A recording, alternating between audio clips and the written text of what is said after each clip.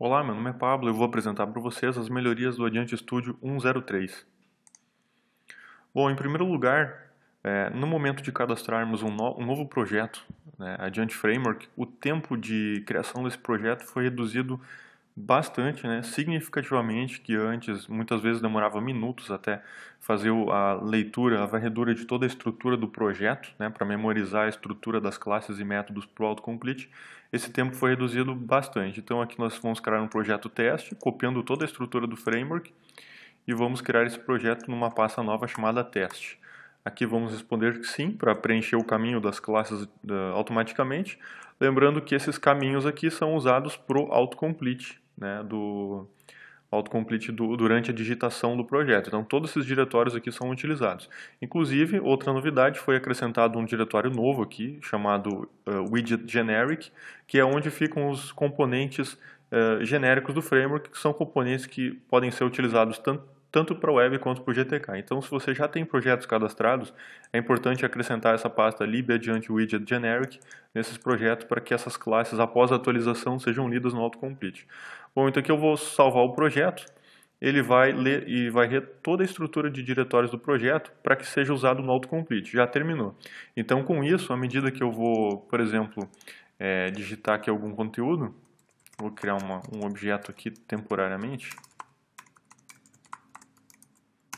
já temos todo o autocomplete disponível de maneira instantânea, né, a partir dessa leitura, nessa varredura dos diretórios.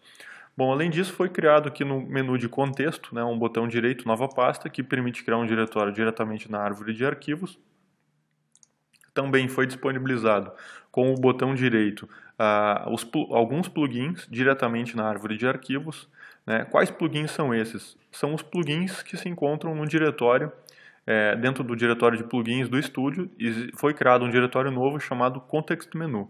Todos os plugins dentro desses diretórios são plugins disponíveis em nível de arquivo. Então você pode criar um plugin, né? Claro, basta usar a opção novo plugin ou editar um já existente na galeria de plugins, né? E salvando o plugin dentro desse diretório Context Menu, automaticamente ele vai aparecer aqui. Alguns já estão disponíveis, né? Alguns que trabalham com Subversion, né? E dentre outras operações que são operações em nível de arquivo, certo? Bom, além disso, né, que outras melhorias foram realizadas? O método setAttribute das classes ActiveRecord, né, aqui eu vou abrir uma classe ActiveRecord, que ela tem vários AddAttribute para definir quais são os atributos no banco de dados que são mapeados para o objeto e vice-versa.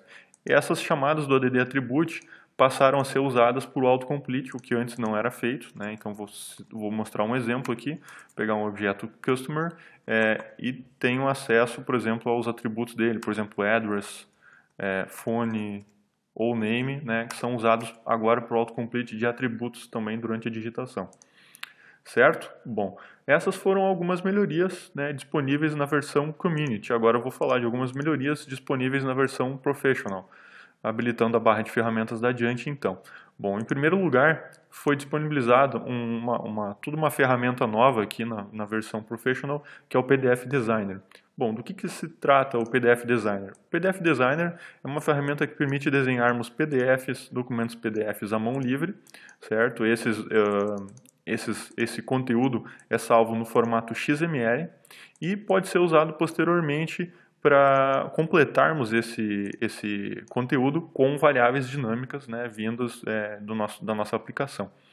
Bom, eu vou mostrar aqui rapidamente alguns modelos criados. Então aqui nós temos um modelo bem exagerado para demonstrar as formas e cores e fontes que podem ser utilizadas. Aqui temos algumas variáveis, né, uma variável name, e aqui temos um marcador que pode ser substituído em tempo de execução, que nós chamamos de uma âncora, certo?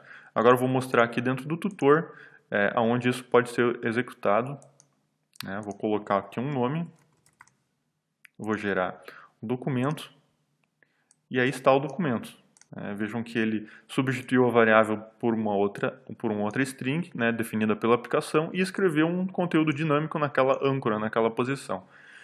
Esse é só um exemplo simples, mas temos alguns exemplos um pouquinho mais complexos também. Por exemplo, nota fiscal, uma estrutura de nota fiscal que foi desenhada utilizando a ferramenta.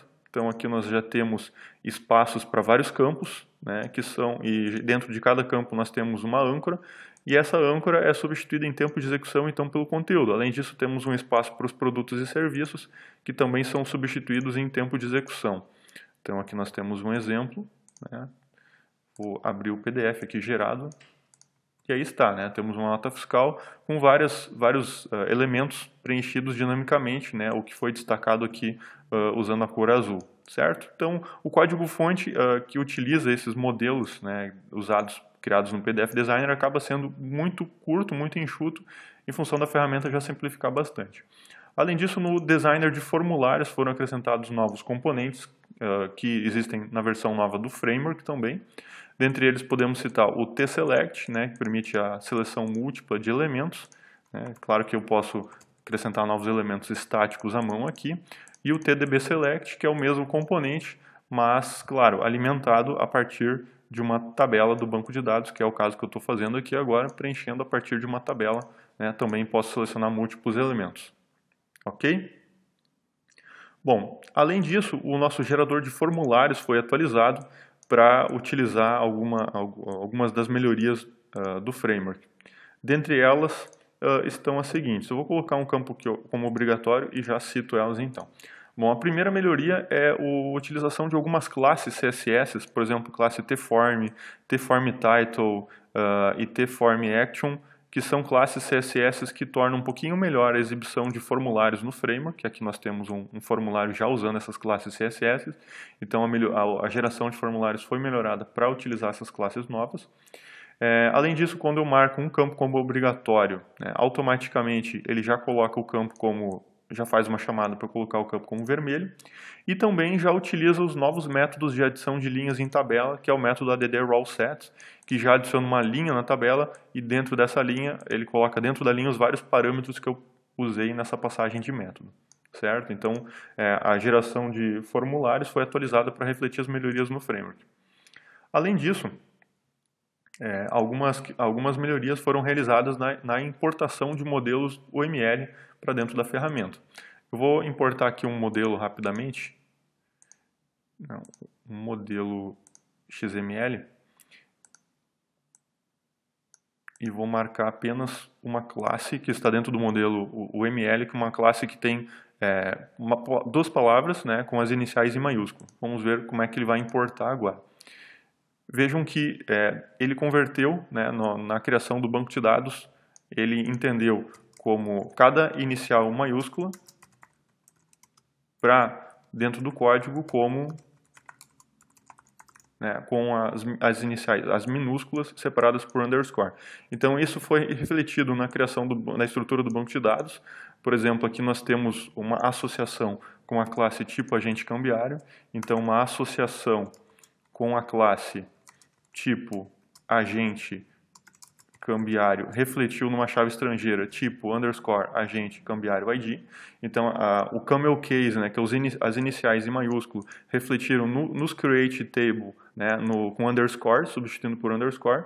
E claro, na hora de criação de código também, né, tá, agora vamos importar novamente esse XML, mas para gerar código fonte, vou pegar apenas uma classe. As chaves estrangeiras aqui também foram recodificadas para refletir essa substituição, que é substituir o padrão camel case por chaves estrangeiras com underscore. Ok? Bom, além disso, outras melhorias foram realizadas na geração automática de código. Né? Aqui, por exemplo, nós temos um modelo bem simplificado de código, desculpem, um ML, para um contexto acadêmico, né? Temos matrícula de um aluno numa turma, a turma é de uma disciplina, num curso, a turma também tem um professor, o aluno é de uma cidade e tem um estado. Aqui nós temos só associações simples, porque o objetivo é mostrar uma novidade justamente quando temos relacionamentos de associação.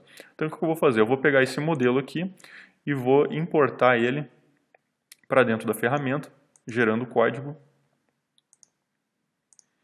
Certo?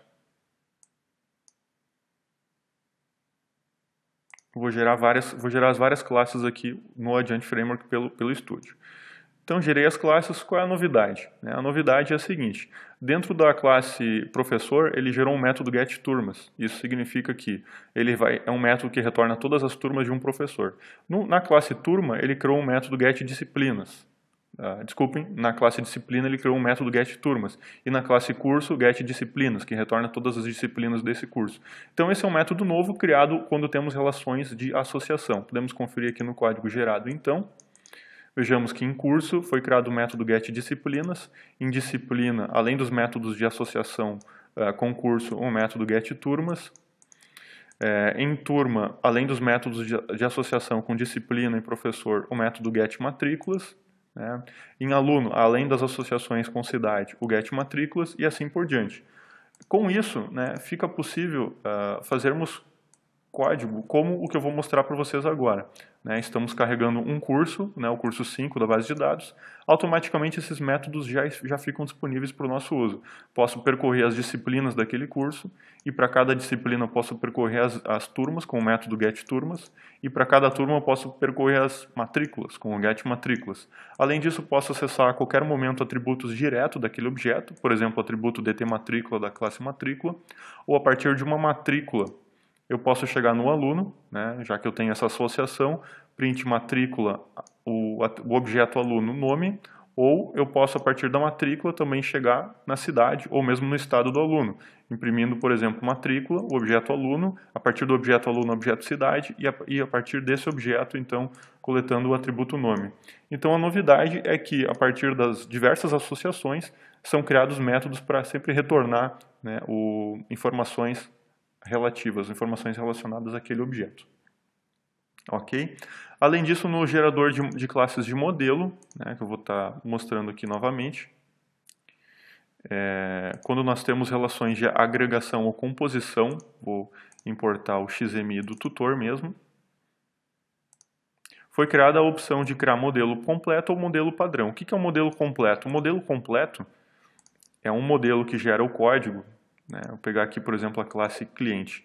Gera o código, claro que quando eu carrego o cliente, ele vai carregar as habilidades e os contatos daquele cliente, gera um código mais completo, um código mais explícito, mais detalhado.